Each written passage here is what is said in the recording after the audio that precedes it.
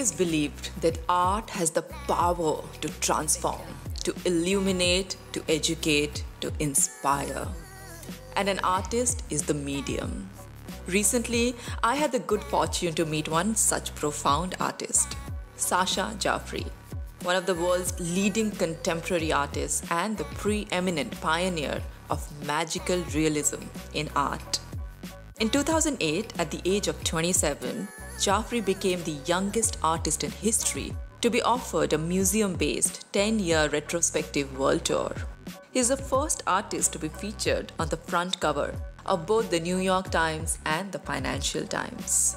With an array of his work featured in the museums and leading houses of modern art around the world, collectors of Jafri's work include names like Bill Gates, President Obama, President Clinton, David Beckham, Sir Richard Branson, George Clooney, Madonna, Leonardo DiCaprio, as well as the royal families of Dubai, Abu Dhabi, and many more. I caught up with this British Indian artist at his Dubai home, which is no less than a child's playhouse. Let's find out more about his colorful career, what inspires him, and how he thinks art can contribute to education in the making of a real global citizens.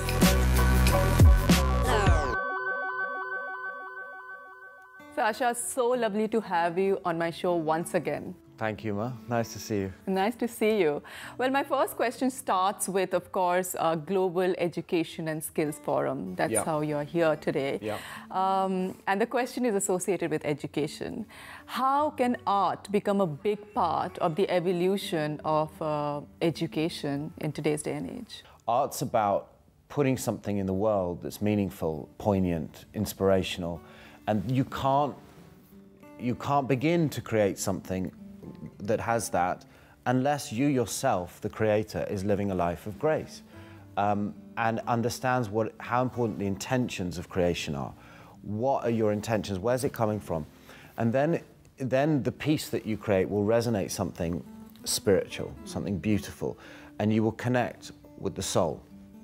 And the issue at the moment a lot is the fact that a lot of artwork, you know, you aim to shock. And if you shock, you get attention. And then you get the press and the coverage and whatever, and then the world are interested.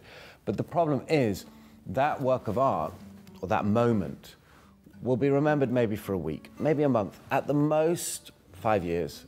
If you create something from this place of grace with these pure intentions of love and truth and kindness and humility, then that piece will enter the viewer's soul. And once it enters their soul, it will stay with them forever. And I think that's the most important thing. And that, in my mind, is the thing where art and education can work together. When that is understood, that premise. Because, yes, you've got the more obvious things of art will help us to learn to be free in our souls. It will help us to express. It will help us to get out various frustrations, confusions that we have inside, and it will help that come out of us, and it will help extend our language in communicating with human beings. Yes, it will do all of that. And yes, that's a wonderful thing to promote in education, and it's a wonderful thing to bring out of children. But at the end of the day, you can't really guide and teach creation. It has to come from within. But what you can teach is what living in grace means, what intentions, pure intentions means, what it really means, and what effect it will have on everything you then create. And I think that's the key. That's the thing to hold in our mind when we're talking about art and education.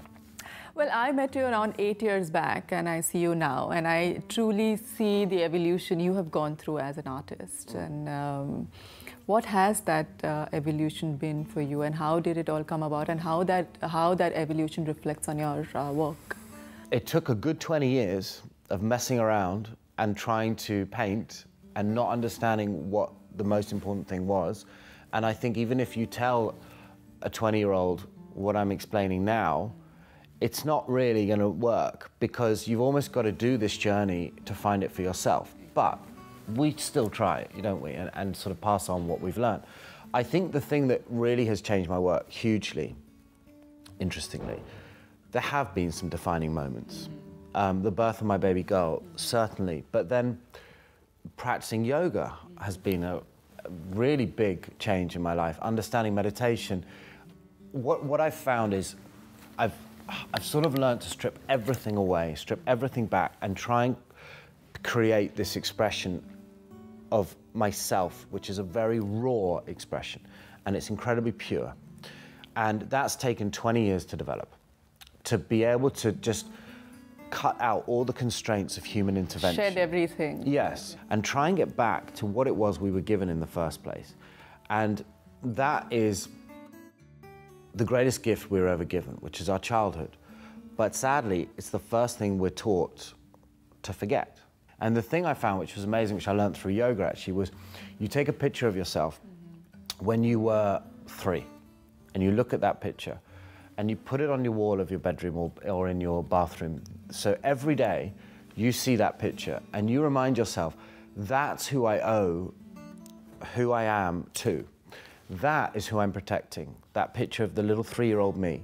That's who I am protecting, that's who all my intentions are in honor of. And it's something, it sounds so simple, but it has an amazingly profound effect, because you begin to realize everything you've become and everything, your development along the way, is it what that purity had imagined and what that purity of that child deserved?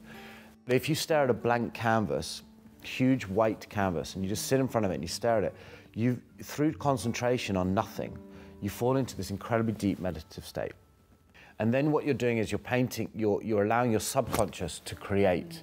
If you don't spend your conscious life feeding the subconscious, what comes out is pretty boring and pretty one-dimensional and not particularly graceful or spiritual or beautiful or poignant enough, really, to call a work of art, in my mind. So I spend my conscious life meeting people, talking to people, traveling the world. And if you're feeding this and fueling this, then when the subconscious releases, it can release something special and hopefully something magical. And that can then come onto the canvas. Basically surrendering yourself and your ego to really invite it's releasing that, the ego. Releasing it completely. Which is hard, almost an impossible thing to do. Absolutely. Because without the ego, what is there? Do we just fall apart? So it's interesting, but I found that it's critical. And it's really important. And when you do that, really, really special things happen on canvas. And it's lovely, because you don't feel it was you that did it. And you can enjoy it as much as the viewer who's never seen it before.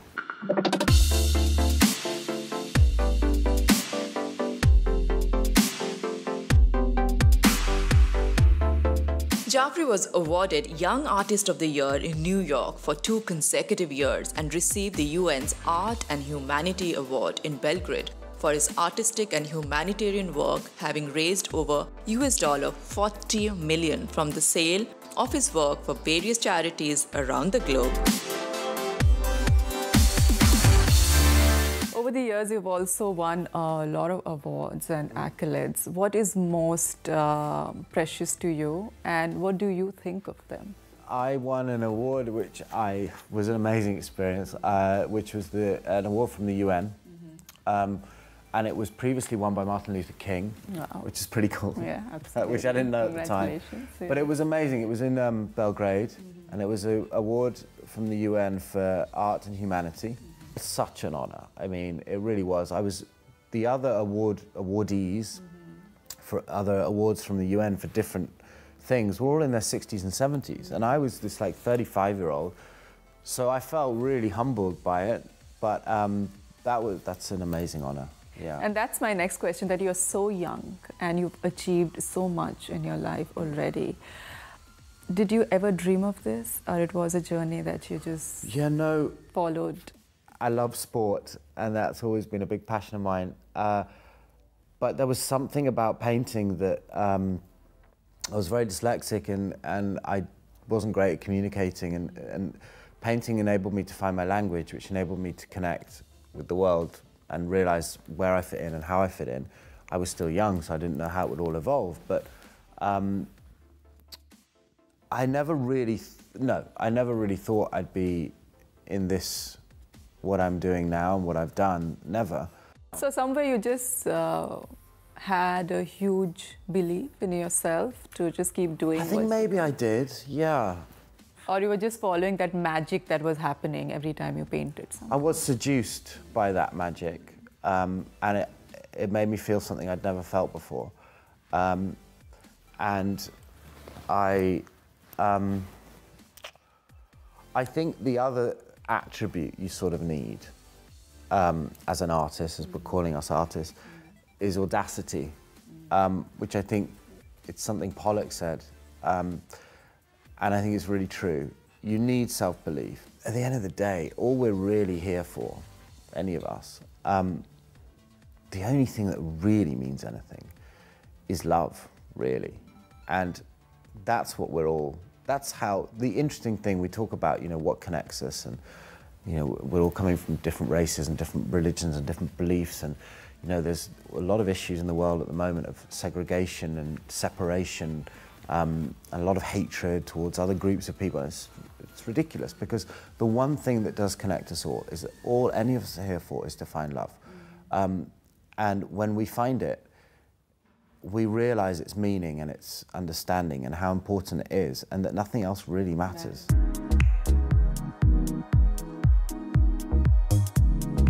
Jafri's career began as a teenager. As he struggled in the classroom with dyslexia, his school, Eton College, helped him channel his brilliance into art. He honed his creativity with fine arts courses at Oxford University and Goethe Institute Royal Academy. His work is not static. Each collection reflects his state of mind at the time he put paint on canvas. Today, Jafri's pieces sell between dirham 900,000 and dirham 2.7 million. You've been associated with many humanitarian causes, and that's one of the things that really makes you very special as an artist. What really moves you, and how do you, continue to be on that path? Well, children move me hugely. There's two sort of groups of children I've worked with a lot. Special needs children, children with autism and MS and blindness, various difficulties, dyspraxia, and, but they have something, all the other senses, and actually their heart is almost enhanced with the love they have. And it's quite amazing. It's quite an amazing thing to be with and be around. And when they paint with me, it's that real sense of purity, and there's no agenda with a child, which is great. They don't have an agenda. They're not interested in your wealth or your political position or your looks even. They're not interested in any of it. They're interested in, can I communicate with you in some way or another? Can you make me smile? Can you make me laugh? Can you make me enjoy this moment I have? Because they live in the moment. And it's so refreshing and really inspiring, especially as an artist, as a painter, because that's what we're trying to paint, that elusive moment of purity and happiness, so it comes out. So that has always inspired me and always will, and to help wherever I can with their centres around the world and with their education and with the very special help that they need. But then also with refugees and orphans, because I think, you know, losing your parents, there's a lot more to that than one thinks. Yes, you lose your guide in life, you lose, you know, the person that can help you through things, but that can be replaced. Another guide can come into your life and help you, but the thing that can never be replaced is that parental connection. And to lose that, you know, it's a horrible thing to lose. But there are ways of sort of filling that gap, and I think through art it can really help, through painting, through expressing yourself, through reconnecting with, as I've said, the soul of the earth, because then the soul of the earth becomes your parents, that missing connection. And that's a beautiful thing if you can help a child connect with the soul. If we can shed fear, because fear is the most constrictive emotion that we have. It constricts everything. Everything is related to fear.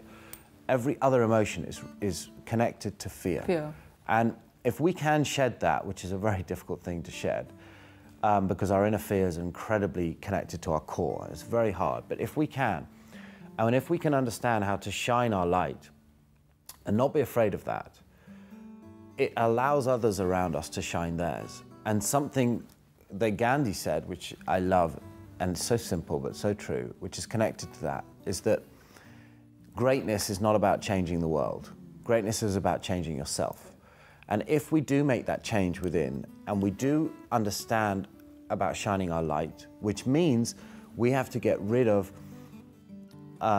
any feelings of guilt, any feelings of, well, we're not worthy to shine our light, we don't deserve it, we don't, you know, these are all the questions we have which stops us shining our light. If we get rid of all that and we do shine our light, then all those around us, it'll encourage them to shine their light, and that's how we can change the world. That's how we can do it, just by looking in ourselves. Absolutely. And this can go around the world. That's what spreads and the evolution, it does. The real evolution. It does. And that's helped my painting a lot. It's really helped. So, yeah.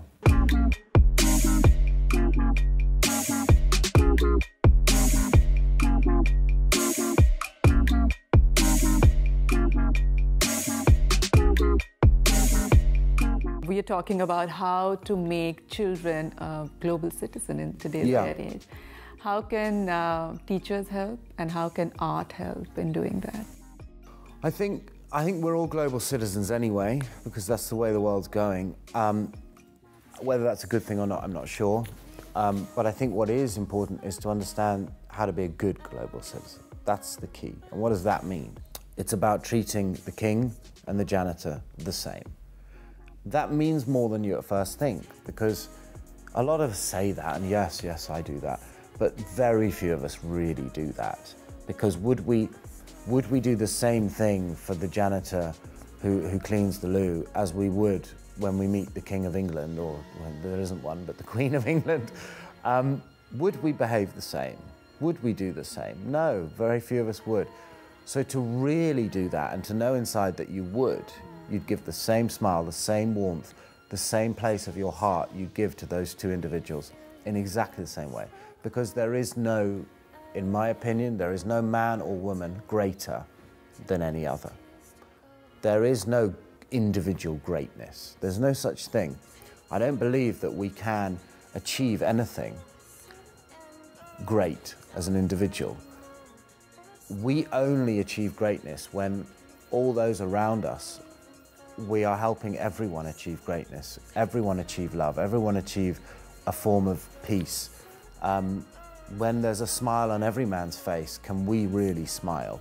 So that's our responsibility, is to understand it's not the individual who is great. Greatness comes collectively as humanity.